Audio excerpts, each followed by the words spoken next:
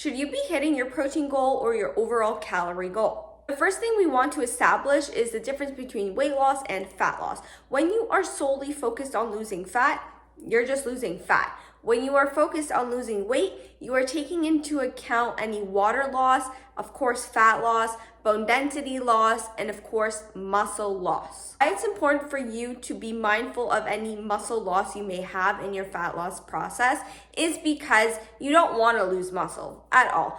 Muscle is very metabolically expensive and it increases your basal metabolic rate. This is what your body needs to survive, maintain its daily functions. So if you lose muscle while you are attempting to lose fat, you're just shooting yourself in the foot. It's important for you to preserve as much muscle mass as possible so that you can look amazing once you are dieted down, you are stronger, you're fitter overall, you can eat more while still losing fat. If you are only focusing on the scale weight, you are focused on weight loss, not fat loss.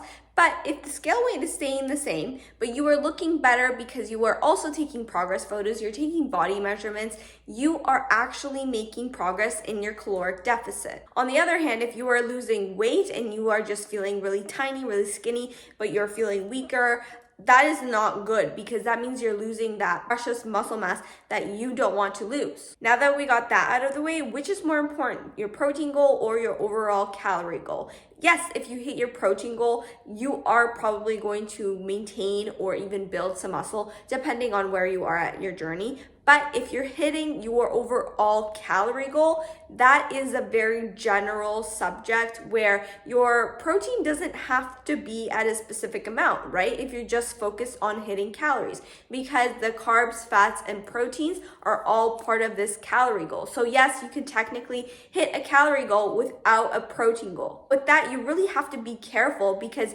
you may not be hitting the adequate amount of protein you need to build muscle. The ideal situation is you are hitting the amount of calories you need to be in a deficit, but you are also hitting the adequate amount of protein that you need for your performance, that you need for your recovery, and your muscle building goals. If you're hitting your protein goal but going over your calories, yeah, you're going to be gaining some muscle, but also fat, which you probably don't want. If I had to choose one, I would definitely go with the protein goal because if you're not tracking your calories, at least you are ensuring that you're getting the amount of protein that you need for your body. If you don't think you're eating a sufficient amount of protein, I would say start with 0.5 to 0.6 grams of protein per pound of body weight and then slowly work your way up to a gram per pound of body weight. And this is a good starting point for how much protein you need in a day. That's it for me, guys. Make sure you give this video a big thumbs up, subscribe to my channel, follow me on Instagram, and I'll see you next time. Bye!